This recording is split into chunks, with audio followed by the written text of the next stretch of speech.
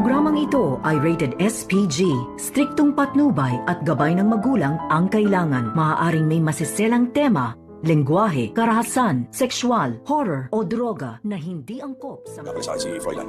Napapunta tayo bukas sa office ng lawyer na lolo mo.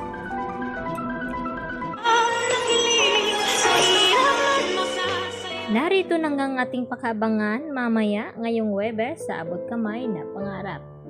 Agad ngang sinabi ni Eric dito sa kanyang anak na si Justin na tumawag daw di umano itong si Froilan at pinapapunta sila dito sa office ng attorney ni Don Pepe upang malaman na nga nila kung kanino nga ba ipapamana ni Don Pepe ang kanyang mga ari-arian bago ito maaksidente at makidnap.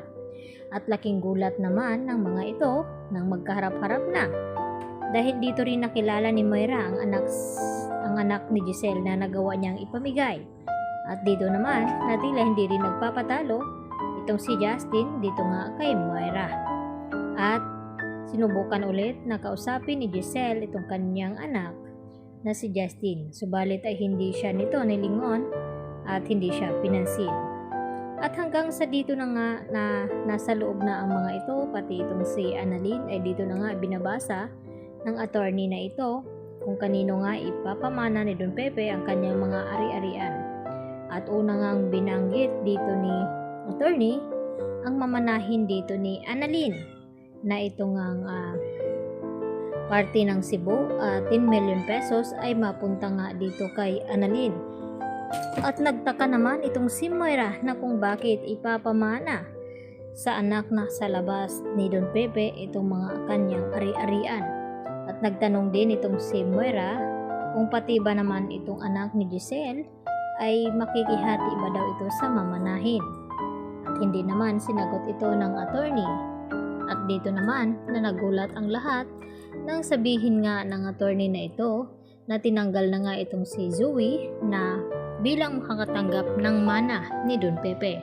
At pati itong si RJ ay nagulat sa desisyon ng attorney na ito dahil yun ang nakasaad sa last will and testament ni Don Pepe na nararapat lamang sa tunay na anak mapunta ang kanyang kayamanan.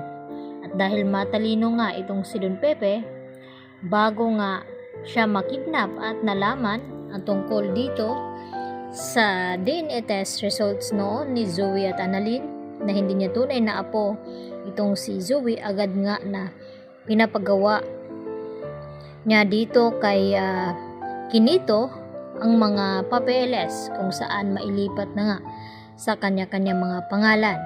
At dito rin nabanggit ng attorney na ito na kaya daw hindi pinamanahan itong si Zoe dahil hindi daw pala ito tunay na tanyag. At gulat na gulat itong si RJ nang malaman niya ang mga iyon.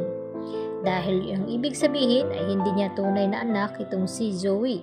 At malalaman na nga nila ngayon, pati itong si Annalyn ay magugulat sa kanyang malaman na malaking pera ang kanyang makukuha dito sa pamana ng kanyang Lolo Pepe, lalo na ang mga ari-arian nito. At ang kay Justin naman ay itong Apex Hospital, kaya naman siya ang magiging new co-owner.